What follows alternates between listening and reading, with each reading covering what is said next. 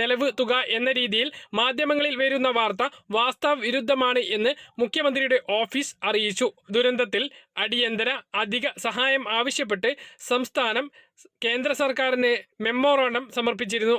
അതിൽ വിവിധ വിഷയങ്ങൾക്ക് ആവശ്യമായ ചെലവിന്റെ പ്രാഥമിക കണക്കുകൾ വ്യക്തമാക്കിയിട്ടുണ്ട്. എന്നാൽ ആ കണക്കുകളെ ദുരന്തമേഖലയിൽ ചെലവഴിച്ച തുക എന്ന രീതിയിൽ മാധ്യമങ്ങൾ ഇപ്പോൾ പ്രചരിപ്പിക്കുന്നുണ്ട്. ഇത് അവാസ്തവമാണ് എന്നും മുഖ്യമന്ത്രിയുടെ ഓഫീസിലെ വാർത്താക്കുറിപ്പിൽ അറിയിച്ചു. എന്നാൽ ഇതു സംബന്ധിച്ച് ഒരു വാർത്താ സമ്മേളനം നടത്താനോ മറ്റ് വിശദീകരണങ്ങൾക്ക് മന്ത്രിമാരോ മുഖ്യമന്ത്രിയോ തയ്യാറായിട്ടില്ല. കേരളം ഒരുമിച്ച് നിന്ന് അതിജീവിച്ച ദുരന്തത്തിന്റെ ചെലവ് കണക്കിൽ വ്യക്തത വേണമെന്നും ജനങ്ങൾക്ക് വസ്തുതകൾ അറിയാൻ അവകാശമുണ്ട് എന്നും പ്രതിപക്ഷ ഉപനേതാവ് PK കുഞ്ഞാലിക്കുട്ടി പറഞ്ഞു. സൗജന്യമായി സേവനം ചെയ്ത സന്നദ്ധ പ്രവർത്തകരെ അവഹേളിക്കുന്ന രൂപത്തിലാണ് കണക്കുകൾ. വലിയ കണക്കുകൾ കാണിച്ച് സർക്കാർ സന്നദ്ധ പ്രവർത്തകരെ പരിഹസിക്കുകയാണ് എന്നും കുഞ്ഞാലിക്കുട്ടി ആരോപിച്ചു. വയനാട്